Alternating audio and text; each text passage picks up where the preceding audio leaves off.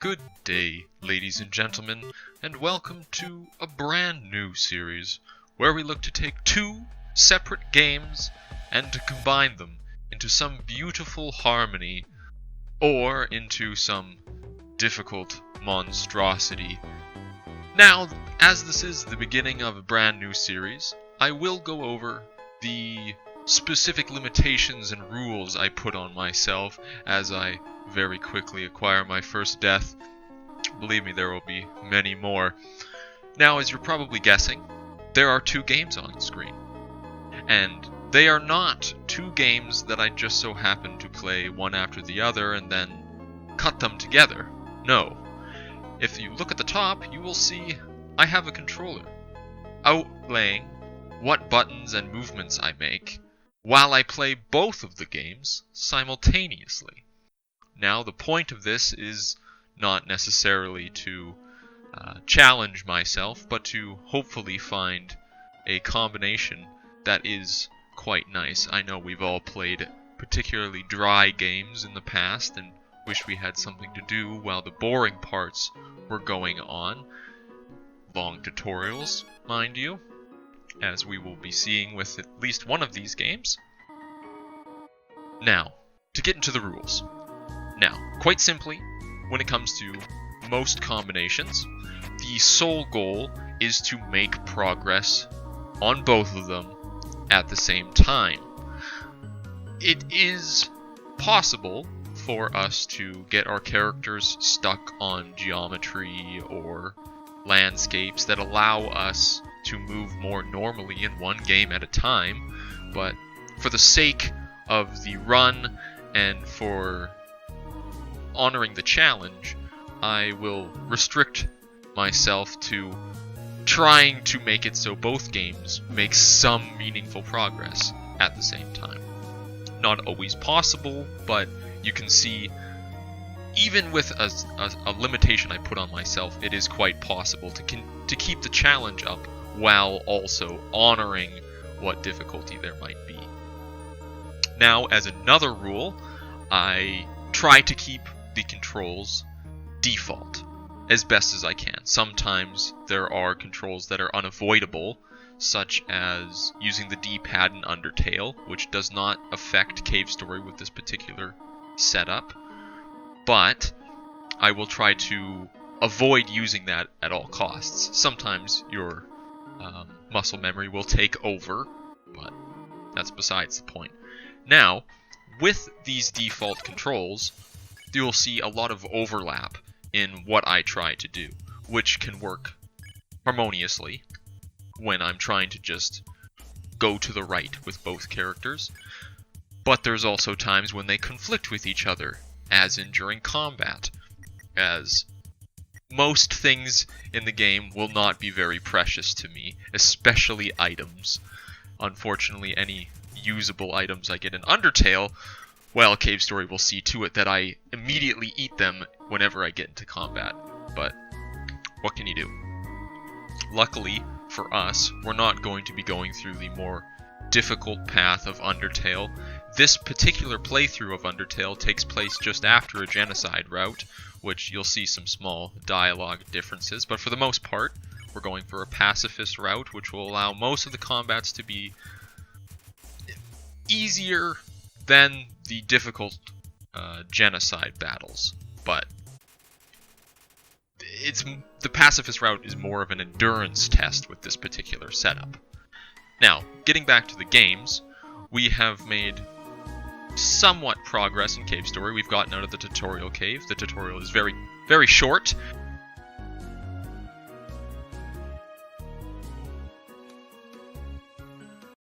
Immediately after, followed by, you just walk into the spring and you pick up the locket that you need. Undertale, however, is a much, much longer tutorial, and we'll be more focusing on our jumps and our cuts to fit Cave Story rather than Undertale. There's not much to see in Undertale, it's just more or less Toriel walking us through this. Anyone who's played has already seen this, of course. And Mostly when we are in Cave Story, we're just going to be picking things up, jumping around here and there, here and there, here and there. It could be potentially disorienting, especially if you're watching Undertale. You won't understand why most of the battles are cut out and whatnot, but with these cuts, it should hopefully make it a little more bearable to watch. Even myself, it is sometimes hard to watch myself or to even play while I get stuck walking in circles for 3 or 4 minutes, accomplishing absolutely nothing. Now, for Cave Story, as you might have noticed, we have focused the audio away from Cave Story and to Undertale, as Undertale seems to have a little bit better of ambience, and certainly the gun noises in Cave Story absolutely dominate the audio, which we don't want. But occasionally I will be splicing in a little bit of Cave Story flavor just to make it so the somewhat repetitive music in Undertale doesn't wash over us and make it unbearable. For anyone who hasn't played Cave Story, we're meeting up with Toriko in her house. Now, I could have gotten the achievement to get beaten by Toriko, but of course we don't necessarily care to get all of the achievements, as I'll try to keep most items on our list of things to do. Some things we simply don't care about, or they will simply drag down Undertale so much that we'll just neglect them. Mainly ones that require very difficult platforming, as we will be skipping the map in the first village. First off, because there's no way you need it. Anyone who's played Cave Story can probably remember the layout rather simply. It's very two-dimensional. Same with Undertale, for that fact. But we won't grab it because it could take 5 minutes to try and grab it, and it offers us no benefit. It doesn't affect our endings or anything that we can acquire in the game. Now, with a quick battle with Balrog, we will see how 2 things can come into play. With the high action that boss battles require in Cave Story, you will see a lot of the times it's almost impossible to make progress in Undertale, because in Cave Story there's a lot of directional movement, and very fast button pressing.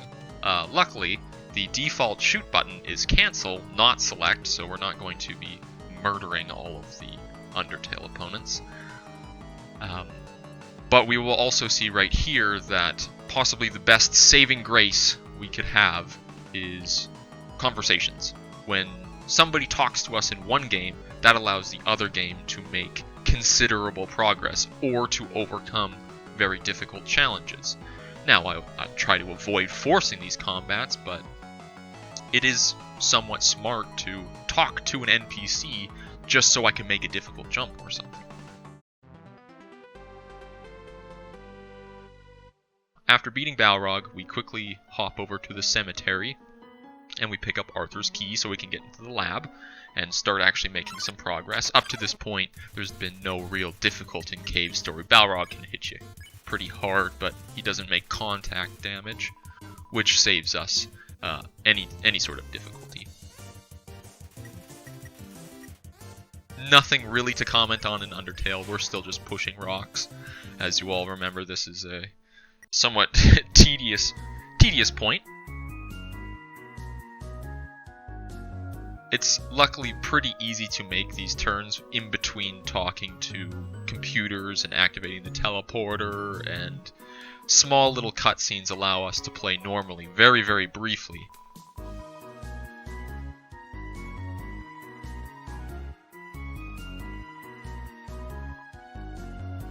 We can make a very quick and slick drop down, getting past the flash, I believe it's called, to pick up another life capsule, as life capsules will be very beneficial to us, because for the most part, Cave Story can be somewhat simplified by focusing on just dealing damage and standing still,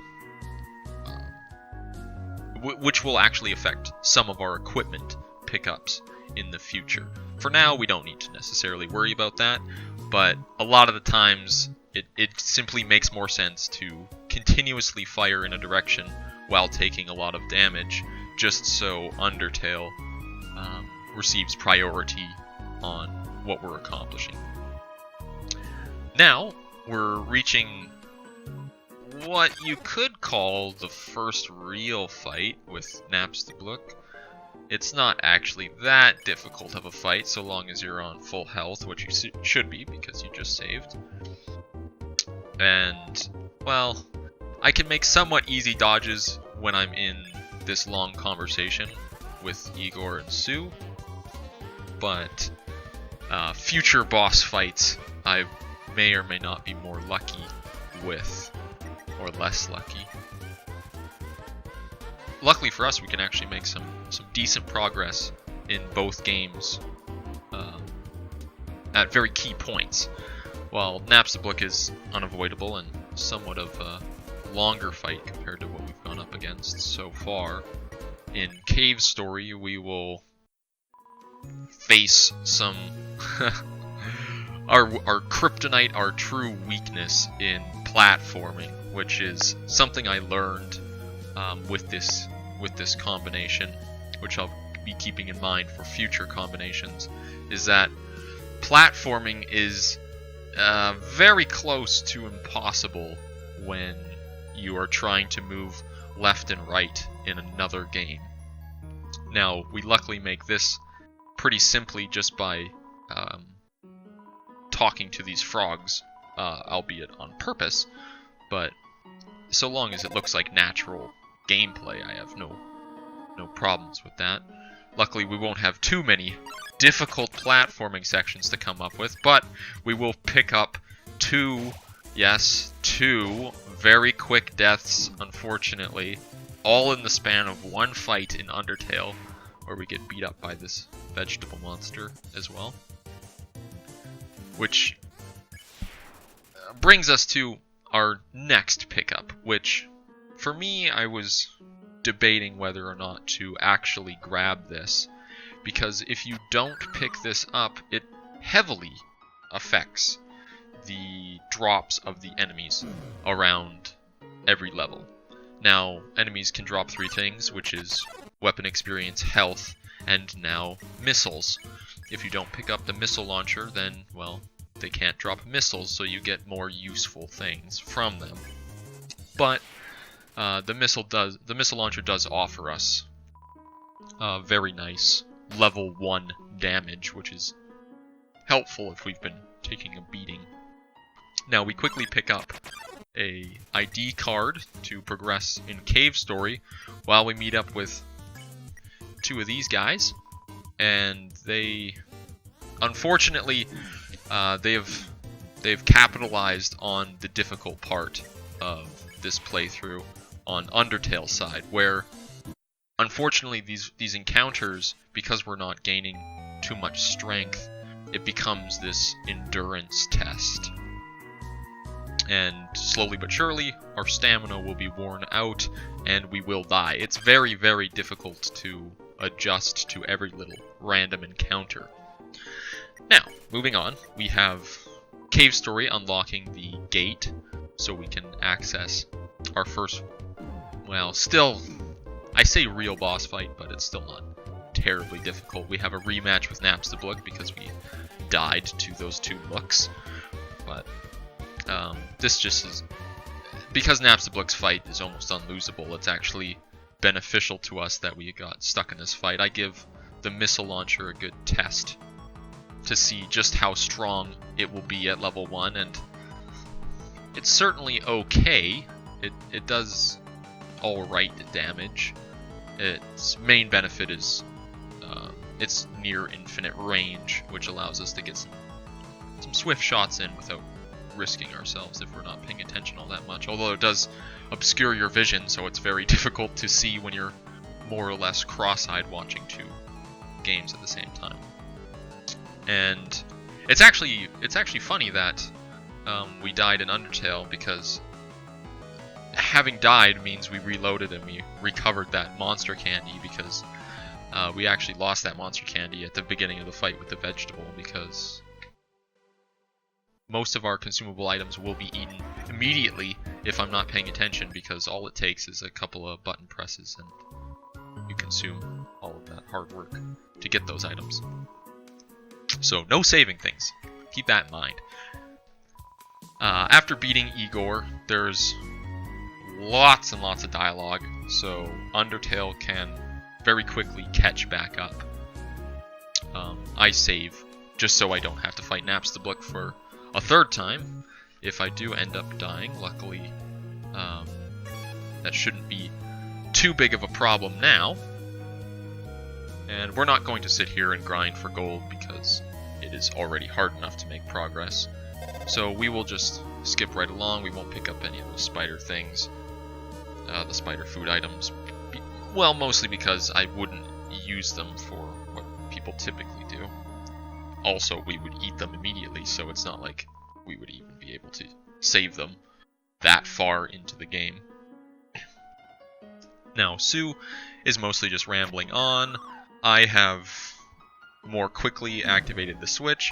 Our health will be a little bit higher, so hopefully this will see us through to hopefully finish the tutorial in Undertale. And if it's not already clear, I may have played Undertale, and I certainly have played a lot of Cave Story. It's been several years since I've played either of them. In fact, the old Genocide route is from a couple of years ago already. And while I remember a lot of things, I wouldn't say I'm especially adept at knowing exactly where to go or what to do. Mostly in fights, I cannot remember what various acts progress fights, if it's not just sparing them. Now, with this huge series of dialogue, we will not only will we'll get the ball rolling with both the true Cave Story game, as even the Egg Corridor never really offered us much of a challenge aside from being occasionally one shot. Undertale's tutorial is finally coming to a close, so we can get started there. One thing that should be noted is, in a pacifist route in Undertale, you talk to the monsters that you're fighting, as we also get talked to by a lot of NPCs. And in this particular style of run, just conversation in general is beneficial, so it's quite ironic. With most combinations, we will have some sort of goal in mind. While playing through all of Cave Story and Undertale at the same time sounds interesting. As the difficulty increases with any particular combination, things will become far more tedious, not so much hard. It will just simply require a lot more brute force to actually get through. And practice, and practice, and practice. With this, the only goal I have is to make some amount of progress in both, just to see if it's feasible. And then future combinations will have something more specific in mind. For example, we could say that in this, our biggest goal was to make a tutorial's house and to rescue Sue. Now that we could say that's our goal. Once we complete it, which we have, we can move on to a different game combination. Until I feel satisfied, we will simply just continue and maybe call it somewhere. And then we could certainly revisit this in the future, but for now, there's no goal and there's no defined endpoint. We'll simply just be playing until we grow tired of it. Ironically, as we're stuck with Toriel, it's funny that Sue's stuck with King, two very parallel captives, you could say. And while it's actually kind of tempting for both main characters, to just stay, they could both be cozy, we know that that's not how games work. That's not very exciting. So we will continue on, and in Cave Story we've now reached Grassland, which will pose much more of well, our very first style of difficulty that we've come across so far, and that's mainly because the enemies hit far harder than anything we've come up against, and they deal considerable contact damage as well.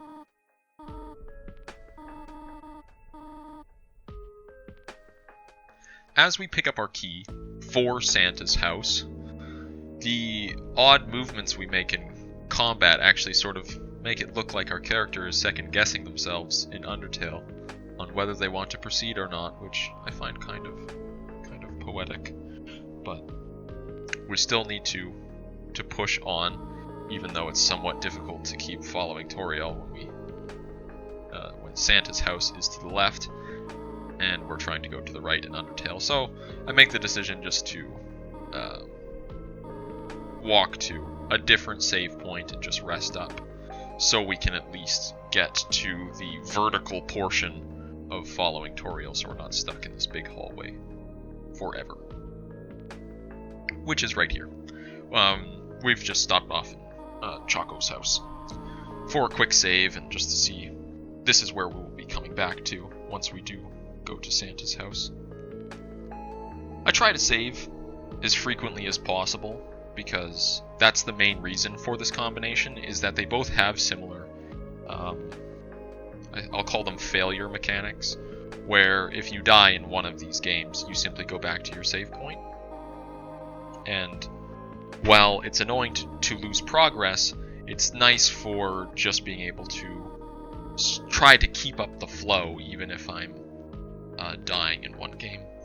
As we're making our way to Santa's house, with this discussion with Toriel we're having, we will notice a small difference in dialogue because of the previous genocide route, and it won't affect gameplay, but that's why we're getting slightly altered dialogue here.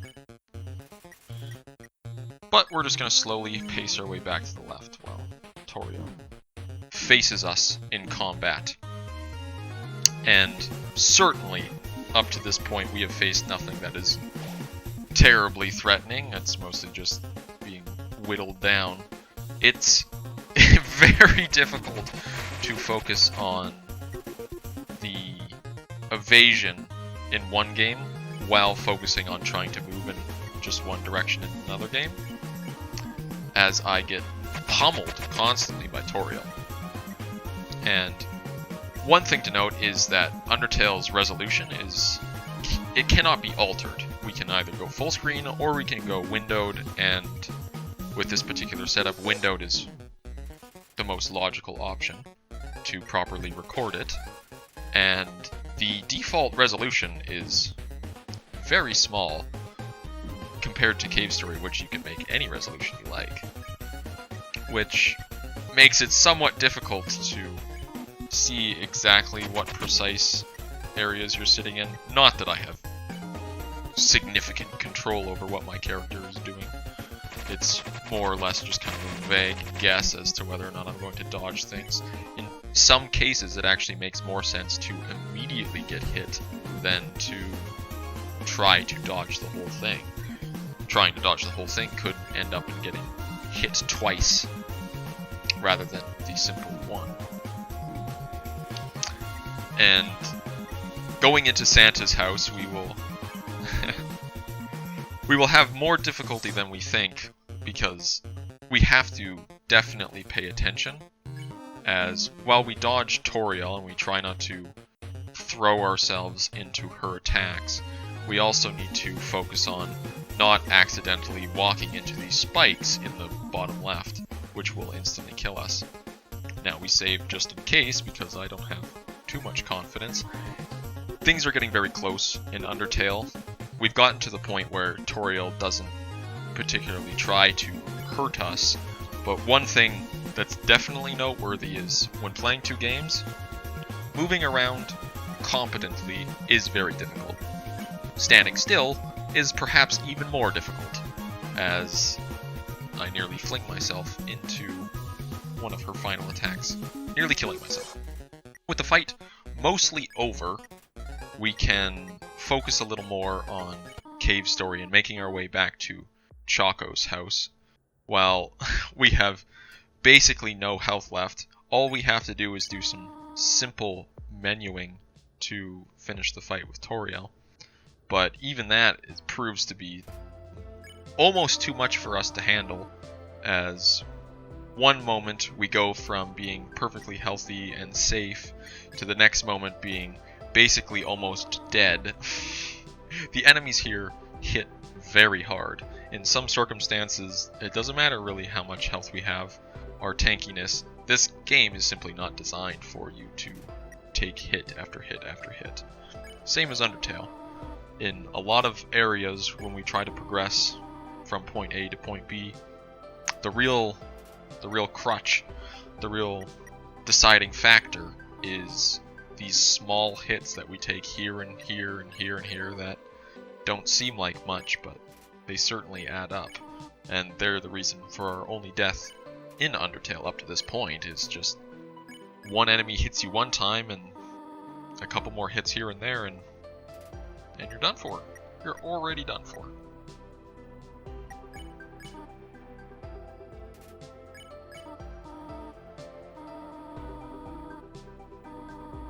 And now that we've reached the safety of Shaco's house, we do a little conversing and we heal up, and with the end of the fight, we have Toriel explaining to us how the rest of the game will go, as now the tutorial is over.